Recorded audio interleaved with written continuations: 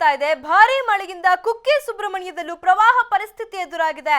ಕುಮಾರಧಾರಾ ನದಿ ಉಕ್ಕಿ ಹರಿತಾ ಇದೆ. ಸುಬ್ರಹ್ಮಣ್ಯ ಸುತ್ತಮುತ್ತಲಿನ ಮನೆಗಳಿಗೆ ನೀರು ನುಗ್ಗಿದೆ, ನದಿ ನೀರು ನುಗ್ಗಿದೆ. ಬಹುತೇಕ ಕಡೆ ಸೇತುವೆಗಳು ಮುಳುಗಡೆಯಾಗಿದ್ದು ರಸ್ತೆ ಸಂಪರ್ಕವೇ ಕಡಿತಗೊಂಡಿದೆ. ಕುಮಾರಧಾರಾ ದರ್ಪಣ ತೀರ್ಥ ನದಿ ಉಕ್ಕಿ ಹರಿತಾ ಇದೆ.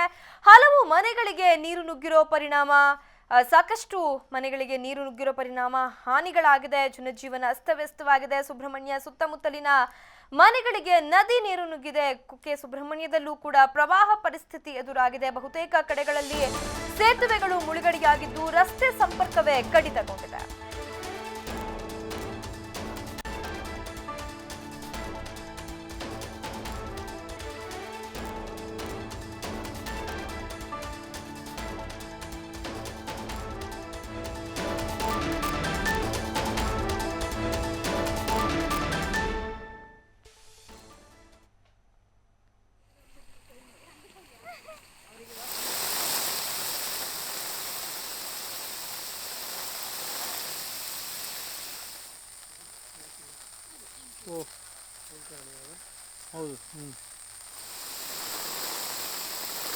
ಕುಕ್ಕೆ ಸುಬ್ರಹ್ಮಣ್ಯದಲ್ಲೂ ಕೂಡ ಪ್ರವಾಹ ಪರಿಸ್ಥಿತಿ ಎದುರಾಗಿದೆ. ನೀವು ದೃಶ್ಯಗಳಲ್ಲಿ ಗಮನಿಸಬಹುದು ಯಾವ ರೀತಿಯಾಗಿ ರಸ್ತೆಗಳೆಲ್ಲ ಜಲಾವೃತವಾಗಿದೆ, ಮನೆಗಳಿಗೆ ನೀರು ನುಗ್ಗಿದೆ.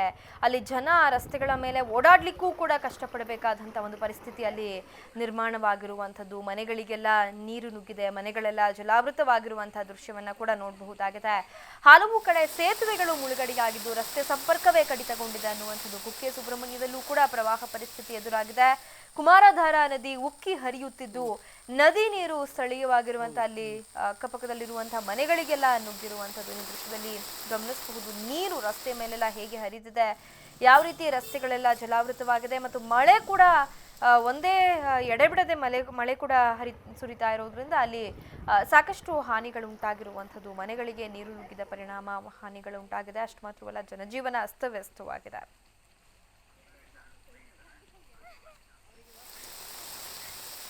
ಈ ಬಗ್ಗೆ ಮತ್ತಷ್ಟು ಮಾಹಿತಿಯನ್ನ ನೀಡ್ತಾರೆ ನೇರ ಸಂಪರ್ಕದಲ್ಲಿರುವ ನಮ್ಮ ಪ್ರತಿನಿಧಿ ಪ್ರಜ್ವಲ್ ಅಮೀನ್. ಪ್ರಜ್ವಲ್, ಯಾವ ರೀತಿಯಾದಂತ ಒಂದು ಪರಿಸ್ಥಿತಿ ಜಿಲ್ಲೆಯಲ್ಲಿ ಕಂಡು ಬರ್ತಾ ಇದೆ? ಮಳೆಯ ಆರ್ಭಟ ಸ್ವಲ್ಪನಾದ್ರೂ ಕಡಿಮೆ ಆಗಿದೆಯಾ? ಹೇಗಿದೆ ಸ್ಥಳೀಯವಾಗಿ ಪರಿಸ್ಥಿತಿ ಅಂತ?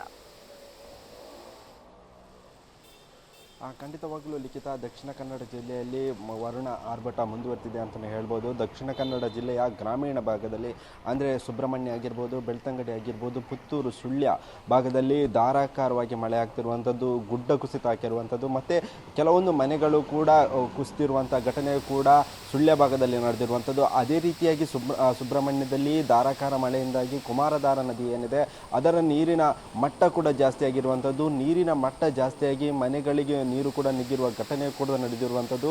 ಆ ಒಂದು ನದಿಯ ಪಾತ್ರದಲ್ಲಿರುವಂಥ ಜನರನ್ನು ಕೂಡ ಸುರಕ್ಷಿತ ಸ್ಥಳಕ್ಕೆ ಸ್ಥಳಾಂತರ ಮಾಡುವ ಕಾರ್ಯ ಕೂಡ ನಡೀತಿರುವಂಥದ್ದು. ಯಾಕಂದರೆ ಎಡೆಬಿಡದೆ ಮಳೆ ಆ ಒಂದು ಭಾಗದಲ್ಲಿ ಸುರಿಯುತ್ತಿರುವುದರಿಂದ ಮತ್ತು ಆ ಭಾಗದ ಜನಜೀವನ ಸಂಪೂರ್ಣವಾಗಿ ಒಂದು ವಾರದಿಂದ ಸಂಪೂರ್ಣವಾಗಿ ಜನಜೀವನ ಅಸ್ತವ್ಯಸ್ತಗೊಂಡಿದೆ ಅಂತಲೇ ಹೇಳ್ಬೋದು.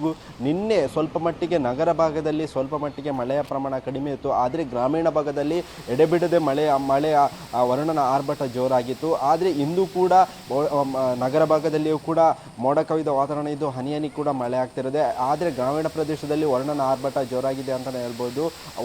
ಸುಬ್ರಹ್ಮಣ್ಯ ಭಾಗದಲ್ಲಿ ಕುಮಾರಧಾರಾ ನದಿ ಸಂಪೂರ್ಣವಾಗಿ ನೀರಿನ ಮಟ್ಟ ಅಪಾಯದಂಚಿನಲ್ಲಿರುವಂಥದ್ದು. ಆ ಒಂದು ನದಿಯ ಪಾತ್ರದಲ್ಲಿರುವ ಜನರನ್ನು ಕೂಡ ಸುರಕ್ಷಿತ ಸ್ಥಳಕ್ಕೆ ಸ್ಥಳಾಂತರ ಮಾಡುವ ಕೆಲಸ ಕೂಡ ನಡೀತಿದೆ ಮತ್ತು ಜಿಲ್ಲಾಡಳಿತ ಕೂಡ ಶಾಲಾ ಕಾಲೇಜಿಗೆ ಸುಳ್ಯ ಭಾಗ ಆಗಿರ್ಬೋದು, ಅದೇ ರೀತಿ ಬಂಟ್ವಾಳ ಭಾಗದಲ್ಲಿರುವ ಶಾಲಾ ಕಾಲೇಜುಗಳಿಗೆ ರಜೆಯನ್ನು ಕೂಡ ಘೋಷಣೆ ಮಾಡಲಾಗಿದ್ದು, ಅದೇ ರೀತಿ ಬಂಟ್ವಾಳ ಭಾಗದಲ್ಲಿರುವಂತಹ ಪ್ರಮುಖ ನದಿಯಾಗಿರುವಂಥ ನೇತ್ರಾವತಿಯ ನದಿಯ ನೀರಿನ ಮಟ್ಟ ಕೂಡ ಜಾಸ್ತಿಯಾಗಿದೆ ಮತ್ತು ಅದು ಕೂಡ ಸ್ವಲ್ಪ ಇನ್ನೂ ಕೂಡ ಮಳೆ ಎಡೆಬಿಡದೆ ಮಳೆ ಆದರೆ ಆ ಒಂದು ನದಿಯು ಕೂಡ ನೀರಿನ ಮಟ್ಟ ಜಾಸ್ತಿ ಆಗುವ ಚಾನ್ಸಸ್ ಇದೆ ಮತ್ತು ಅಲ್ಲಿಯ ಜನರ ಕೂಡ ಸುರಕ್ಷಿತ ಸ್ಥಳಕ್ಕೆ ಸ್ಥಳಾಂತರ ಮಾಡಿ ಎಚ್ಚರಿಕೆಯನ್ನು ಕೂಡ ಜಿಲ್ಲಾಡಳಿತ ಕೊಟ್ಟಿರುವಂಥದ್ದು.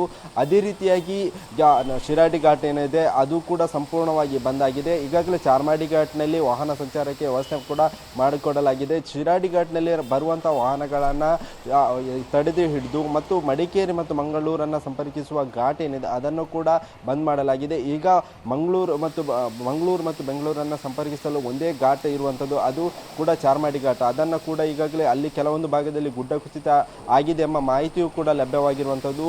ಬೆಳ್ತಂಗಡಿ ಭಾಗದಲ್ಲಿ ಕೂಡ ಸಂಪೂರ್ಣವಾಗಿ ಕೆಲವೊಂದು ತಗ್ಗು ಪ್ರದೇಶ ಏನಿದೆ ಸಂಪೂರ್ಣವಾಗಿ ಜಲಾವೃತಗೊಂಡಿರುವಂಥದ್ದು.